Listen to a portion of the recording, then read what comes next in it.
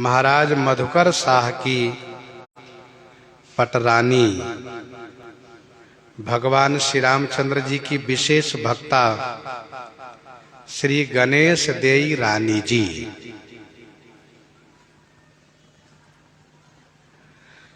मधुकर शाह भूप भयो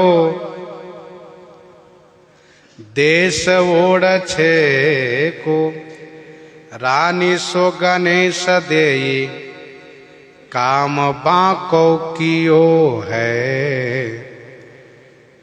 मधुकर शाह भूप भयो, भूप माने राजा हुए, कहाँ के? देश ओढ़छे, ओढ़छा के, ओढ़छा देश के ये राजा हुए। झांसी के पास ही ओढ़छा है, तो वहां के राजा मधुकर शाह जी हुए। रानी सो गणेश देई, रानी श्री गणेश देई जी थी, जिन्होंने काम बांको कियो है। बांको मान श्रेष्ठ, बहुत अच्छा काम कर दिखाया। कैसे? कहा इनको संतों में बड़ा प्रेम था। देखो, भगवान को पाने वाले का सबसे बड़ा पहचान ये है कि उनको संतों में बड़ा प्रेम होता है। मोते संत अधिक करी लेखा, ये भावना होती है। उनकी भावना होती है कि संत ही पहले प्राप्त होंगे, तब भगवान प्राप्त होंगे। और श्री विभीषण जी महाराज ने इसका अनुभव किया कि पहले हनुमान जी संत रूप में प्राप्त हुए, तब संत ठाकुर जी को प्राप्त करने का मार्ग प्रशस्त किए। पहले संत, जीवन में संत मिलते हैं। ध्यान देने वाली बात है, हम आप जो बाबा जी बने हैं, कहीं न कहीं किसी न किसी रूप में कोई संत ही मिले हैं जो प्रेरित किए हम लोगों को। ठाकुर जी संत के रूप में आते हैं पहले, और संत रूप में आकर के प्रेरित कर जाते हैं। चाहे वो ध्रुव जी हो, प्रहलाद जी हो, नारद जी हो, सुखदेव जी हो, सनकादिक जी हो, ये सब महान संत हैं। तो संतों के प्रति निष्ठा, जैसे पक्षियों की सेवा से हंस मिल जाते हैं, वैसे संत की सेवा से भगवंत मिल जाते हैं। विधि वही है, रास्ता वही है, संतों की सेवा। और हमारे श्री रामानंद संप्रदाय में, श्री रामानंदाचार्य जी की परंपरा में विरक्त संतों ने संतों की सेवा करके सब कुछ प्राप्त किया है। आप किसी भी तीर्थ में जाएंगे, किसी भी तीर्थ में जाएंगे तो कोई ना कोई रामानंदी ही संत होगा, जो संतों की सेवा के प्रभाव से एक विशेष श्रेष्ठतम कीर्ति को प्राप्त किया होगा, वह रामानंदीय संत होगा। हमारे यहाँ संतों में एक प्रसिद्ध कहावत है ये कि देवे को टुकड़ा भला, लेवे को हरिनाम। राम भजन और साधु सेवा स्वामी रामानंद। तो संतों की प्रति निष्ठा जिनको होगी वही भगवान तक पहुंच पाते हैं। आवे बहु संत सेवा करत अनंत भांति, रहो एक साधु खान पान सुख लियो है। आवे बहु संत, जहां संतों की सेवा होती वही संत पहुंचते हैं। ध्यान दीजिएगा, दुर्गम स्थान पर्वतों पर यदि संतों की सेवा हो रही हो तो वहीं पहुंचते हैं संत। हमारे श्री रामानंद परंपरा में स्वामी श्री अभिराम दास जी महाराज, ऋषिकेश वाले महाराज जी, अब उनकी भावना केवल यही रही है हमेशा, अभी भी यही है कि जहां संतों की सेवा की व्यवस्था में कभी कमी हो वहीं सेवा की व्यवस्था करो। और दुर्गम स्थान, केदारनाथ जहां पर कि दुर्गम स्थान है और बड़ी कठिनाई से वहां सामग्री पहुंचाई जाती थी, और पूज्य महाराज श्री वहीं सेवा शुरू की। पहले जो भी केदारनाथ गए होंगे, जब से कुछ परिवर्तन, जैसे विनाशकारी वो जब प्रलय आया, उसके पूर्व रास्ता उन्हीं के आश्रम से था। तो कहने का भाव है कि संत की सेवा की प्रति निष्ठा, और संत खूब जाते हैं जहां भी संतों की सेवा होती हो। तो आवे बहु संत सेवा करत अनंत भांति से श्री गणेश देई रानी जी सेवा करती है, खूब सेवा करती है। राज परिवार है, संतों की सेवा है, संतों के लिए संत निवास बनाए गए हैं, सुंदर भोजन पानी का प्रबंधन है, सब व्यवस्था है। तो वैसे साधु तो चाहे जितनी अच्छी व्यवस्था हो, ठहरते नहीं, जल्दी आए, प्रसाद लिए, रहे, एक रात निवास की चल दिए। लेकिन कुछ साधु ऐसे भी होते हैं, खाने पीने के बड़े शौकीन होते हैं, बढ़िया व्यवस्था मिल गए तो चलो यहीं आसन लगाओ, क्या करना है, घूमने जाना है, यहीं पड़े रहो। तो ये साधु रहे, एक साधु खान पान सुख लियो, खान पान के बड़े शौकीन थे, रह गए यहीं। सोचा अरे बढ़िया चकाचक यहीं पर है, फिर क्या कहना है। लेकिन ये साधु बेश तो बनाए थे, पर वास्तव में साधु थे नहीं, ये बहुत लोभी थे। कहा ये साधु का समाज है, साधु का बेश, इसमें सब तरह से साधु बनते हैं। इसलिए गोस्वामी जी ने कहा है कि भाई संग्रह त्याग न मैंने पहचानो और समझो, एक बेश के प्रति निष्ठा रखोगे तो तुम्हारा काम होगा, कल्याण होगा। तजो पिता मात तिया सुत भ्रात, किए जग मात पिता अब औरे, नंद कुमार भजे नहीं मूढ़ भजे, सोई रूप ठहरात न ठौरे। तो ये संत बेश बनाए थे, खाने पीने के शौकीन थे, ठहर गए। एक दिन देखा कि राजा साहब कहीं गए हैं, रानी अकेली हैं, तो रानी से कहा कि महारानी जी ये बताइए कि खजाने की चाबी कहाँ है, खजाने की चाबी कहाँ है। ऐसा निपट अकेली देखी बोलो धन थैली कहाँ, धन की थैली कहाँ पर है, कहाँ खजाने की चाबी है। उसको पता है कि राज परिवार है, राजकोष है, अपार संपत्ति है, कुछ धन यहां से उठा कर लेकर चला जाऊंगा।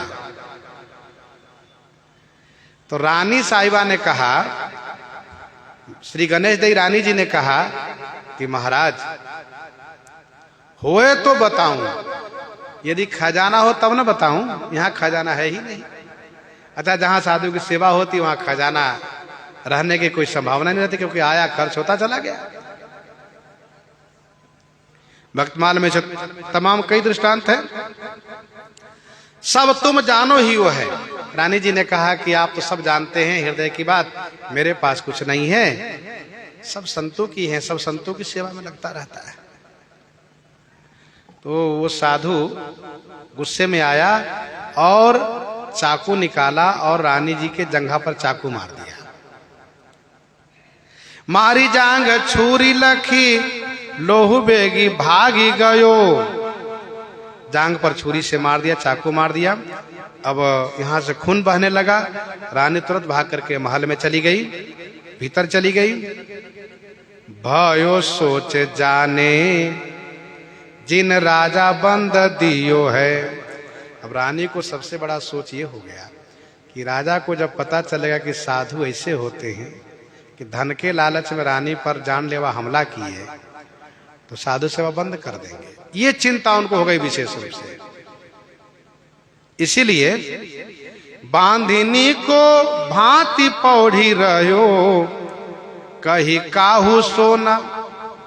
स्वयं उस घाव पर पट्टी बांधा और पौड़ी रही, माने जाकर महल में अपने रनिवास में लेट गई। कही काहू सोना, किसी से कुछ कहा नहीं। आए ढीग राजा, जब राजा साहब आए और पास में आने लगे तो रानी ने कहा कि आज मेरे पास मत आइए आप, मती आवो तिया धर्म है। मुझे स्त्री धर्म हो गया है, मासिक धर्म हुआ, इसलिए मेरे पास आप मत आइए आज। बीते दिन तीन जानी बेदन नवीन कछु। 3 दिन बीत गए। मासिक धर्म की एक विधि व्यवस्था बताई गई है कि 3 दिन तक वह अशुद्ध अवस्था में रहती है। यहाँ स्पष्ट भक्तमाल जी में लिखा हुआ है बीते दिन 3। अब 3 दिन के बाद चौथे दिन महाराज ने जाना चाहा तो रानी ने फिर मना कर दिया कि आप मत आइए मेरे पास। तब राजा को लगा कि रानी झूठ बोल रही है कि मुझे मासिक धर्म हुआ है, इनको कोई और कष्ट है। वेदना नवीन कछु, नवीन कछु, कुछ नवीन वेदना माने वेदना है। तब राजा ने कहा, अरे वो प्रवीण रानी, चतुर रानी, बताइए, मुझसे तो खुल करके बताए, मैं आपका पति हूं, क्या कारण है कि तुम इस प्रकार से परेशान हो और उस कारण को प्रकट भी नहीं कर रही हो, क्या बात है? तारी बार दोए चारी, 2-4 बार रानी ने इस बात को टाल दिया, बताना नहीं चाहा। लेकिन निरपके विचार पर्यो, राजा के मन में विचार आया कि रानी छुपा रही हैं। तब राजा भी हट कर गए कि नहीं, आप बताइए। तब रानी ने कहा कि मैं तो बताऊंगी, पर पहले आप मुझे वचन दीजिए कि मेरी बात को सुन करके संतों के प्रति अश्रद्धा नहीं करिएगा और संतों की सेवा बंद नहीं करिएगा, पहले ये बताइए, वचन दीजिए। चूंकि राजा भी भक्त है, अंतर इतना ही है कि राजा भगवान श्री कृष्णचंद्र जी के भक्त हैं, वृंदावन बिहारी जी के भक्त हैं, और रानी श्री अयोध्यानाथ जी के भक्ता हैं। इतना ही अंतर है। वो भी भक्त है महान, ये भी भक्ता हैं। जो भक्त होते हैं, भक्तों के संतों के प्रेमी होते ही हैं। तब रानी ने उनसे वचन लिया, राजा ने वचन दिया, तब इन्होंने बताया, कार्यो समाधान जिन आनो जी ये भर्म है।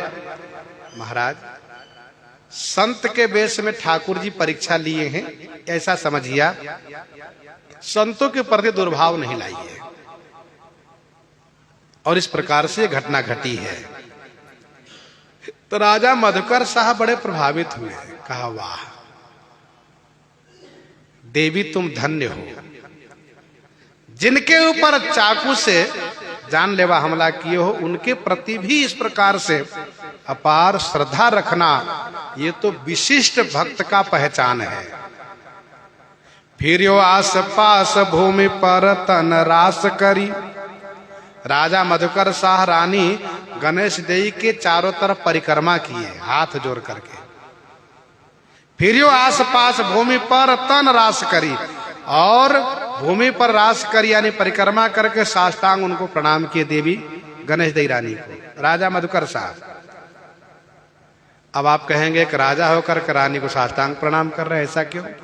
कहा, ये भक्ति देश है। ये भक्ति देश में भक्ति को प्रभाव छाड़ी तिया पति शर्म है, ये भक्ति का प्रभाव है। पति पत्नी वाला जो मर्यादा है, जो शर्म, उसको छोड़ दिए राजा। यह है श्रेष्ठतम उच्च भक्ति की पहचान।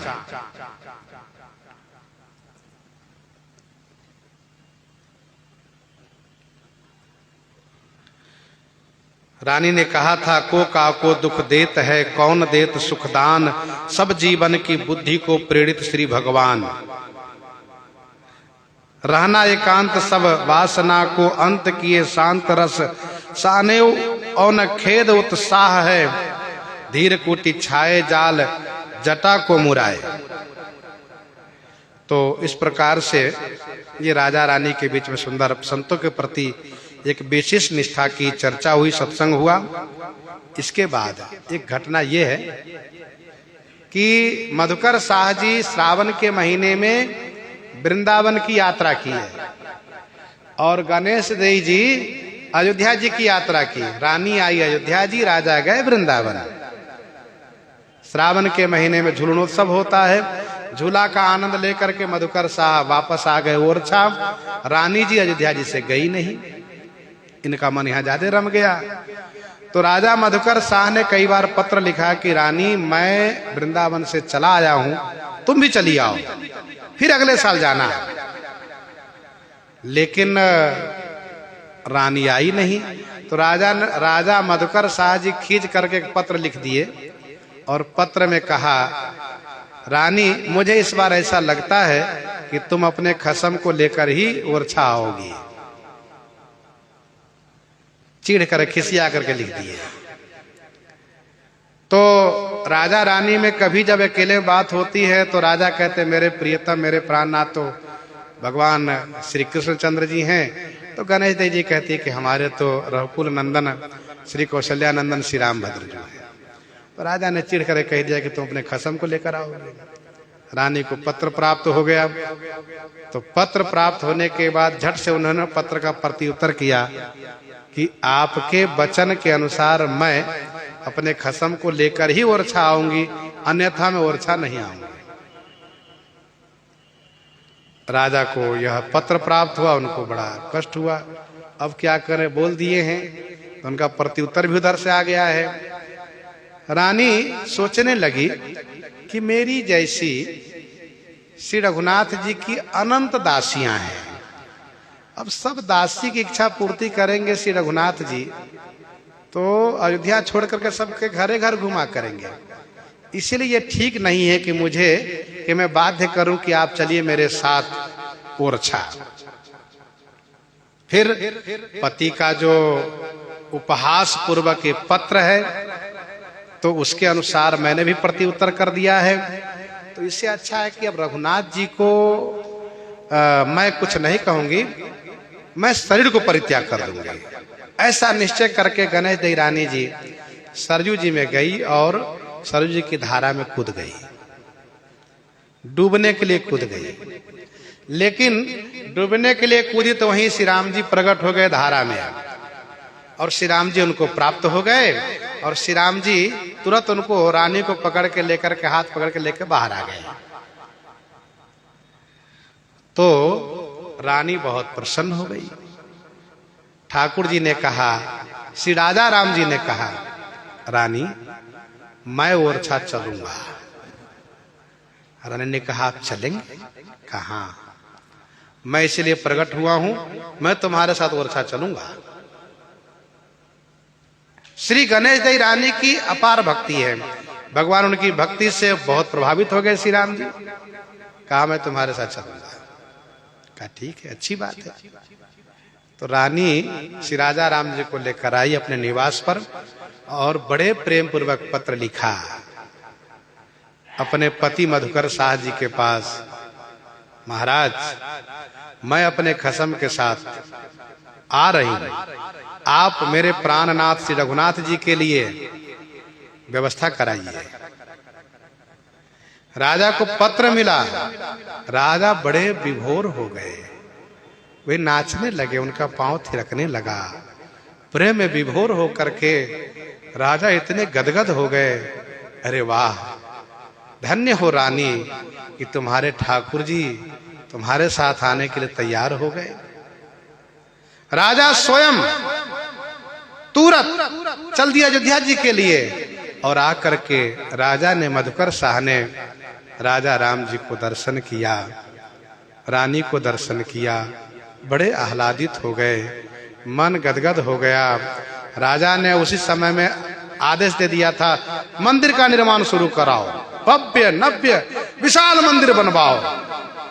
और वही ओरछा में राजमहल के पास में नदी किनारे बिल्कुल राजमहल के सटा हुआ वहीं पर मंदिर निर्माण शुरू हो गया, बहुत बड़ा मंदिर बनने लगा। राजा ने कहा बहुत तेजी काम कराना, मैं जल्दी लेकर आ रहा हूं। राजा राम जी आ रहे हैं। और फिर महाराज ने महारानी से कहा कि आप पधारिए। पूरी तैयारी के साथ बहुत बड़ा भोज भंडारा हुआ, ब्राह्मणों को संतों को खूब खिलाया पिलाया गया, भेंट विदाई दी गई। और पुष्य नक्षत्र में बाजे गाजे के साथ श्री राजा राम जी को लेकर के गणेश देवी रानी जी यहाँ से प्रस्थान किए अयोध्या जी से। लेकिन ठाकुर जी का नियम है केवल पुष्य नक्षत्र में ही चलेंगे, पुष्य नक्षत्र जहाँ खत्म होगा वहीं रुक जाएंगे, फिर पुष्य नक्षत्र लगेगा तब चलेंगे। तो इस क्रम से, इस व्यवस्था से सबको लाभ होने लगा, सबको दर्शन लाभ मिलने लगा। जहां ठहर जाते महीना के बाद फिर पुष्य नक्षत्र आता है, फिर आनंद आता है। इस तरह से धीरे धीरे करके सबको आनंदित करते हुए राजा राम जी अब सबके लिए तो मूर्ति है, रानी के लिए भगवान है, ठाकुर जी हैं बिल्कुल। तो लेकर पहुंचे ओरछा। ओरछा में जब आए तो अभी मंदिर का काम पूरा नहीं हुआ है। पता चला मंदिर का शिखर बाकी है, गुम्बज बना नहीं। तो ठाकुर जी ने रानी से कहा मैं तो आपके ही महल में चलूंगा। कहा बिल्कुल सरकार आइए। तो राजमहल में रनिवास में ठाकुर जी विराजित हुए। अब तो ओरछा के निवासी, वहां के प्रजाजन तो फिर क्या कहना है, सब आनंदित हो उठे। दर्शनार्थियों के भीड़ लग गई, सब आ रहे हैं जा रहे हैं, दर्शनार्थियों की भीड़ है। राजा राम जी आए हैं श्री अयोध्या जी से, बड़े आनंदित हैं सब। एक दिन की घटना ये घटी कि रानी का शरीर कोमल है। अब ठाकुर जी का विग्रह, ठाकुर जी के स्वरूप खड़े हैं, ठाकुर जी खड़े हैं। रानी जी श्री गणेश देव जी खड़ी होकर के सेवा करती हैं, और सेवा करने में उनको काफी समय लगता है। वहां ये भाव नहीं है कि मूर्ति है। भाई अर्चक को चाहिए कि हमारे साक्षात ठाकुर जी भाव होना चाहिए। अभी हम लोग का दुर्भाग्य है कि हम भगवान को सचमुच भगवान नहीं मानते, प्राण प्रतिष्ठा कराने के बाद भी कहते मूर्ति है। ये हमारा दुर्भाग्य है। वस्तुतः भगवान है, बस साक्षात है।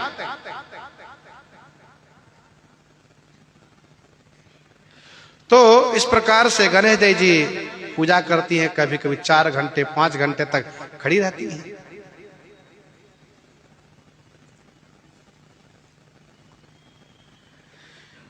एक दिन ठाकुर जी ने कहा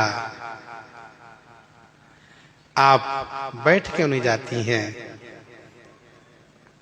और आप सुकुमार हैं, आपके पांव दुख जाते होंगे। अच्छा, तो रानी जी ने पूछा क्या आपके पांव नहीं दुखते हैं? तो झट से ठाकुर जी ने कहा हाँ मेरा पांव दर्द कर रहा है बहुत। तो रानी जी ने उनके पांव दबाना शुरू किया। तो ठाकुर जी ने कहा इससे काम नहीं चलेगा, आपके पांव दुखते इसलिए हमारे पांव दुखते हैं, अब आप बैठ जाइए। तो रानी जी ने कहा मेरे प्राणनाथ ये बताइए क्या ये कहीं लिखा है, कहीं ये धर्म में है, धर्मशास्त्र में, कि पति स्वामी खड़े रहें और सेविका दासी पत्नी बैठी रहे? चुप हो गए, ठाकुर जी चुप हो गए।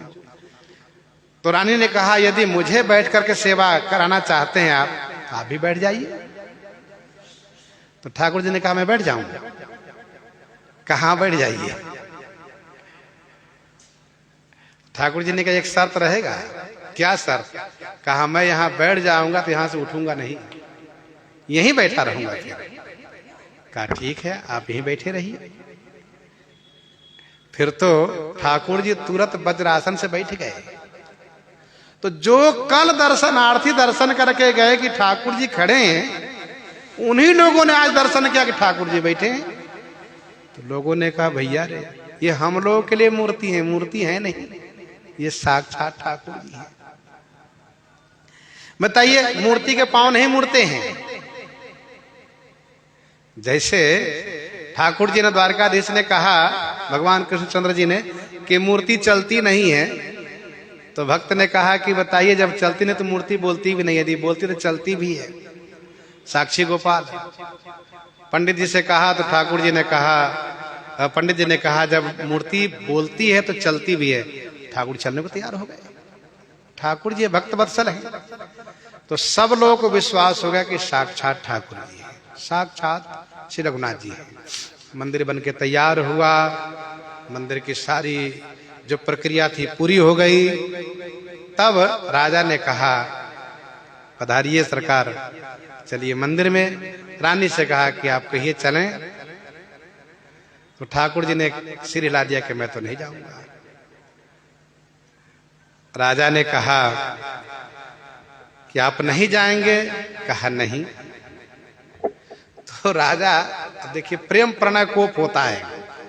राजा ने फिर प्रणय कोप में कह दिया जब घर घुसना ही बनना था तो मंदिर आपने क्यों बनवाया? मंदिर नहीं बनवाए होते आप। तो रानी ने हाथ जोड़ लिया मधुकर साहब जी के सामने, आप ऐसे ना बोले स्वामी। तो फिर राजा ने कहा कि पूछिए हम क्या करें मंदिर का अब।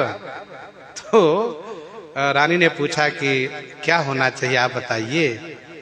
तो ठाकुर जी ने कहा देखिए, मैं आपके प्रेम से आया हूँ, आपके प्रेम से प्रकट हुआ हूँ, महाराज कुछ जो कहे कहने दीजिए, उससे मुझे कोई फर्क नहीं पड़ता है। और मैं तो ये आपके लिए आया हूँ, इसलिए रानीवास में यही रहूंगा, नहीं जाऊंगा उधर मंदिर में। तो सरकार कौन वहां रहेंगे? कहा दूसरी मूर्ति बैठा ले वहां।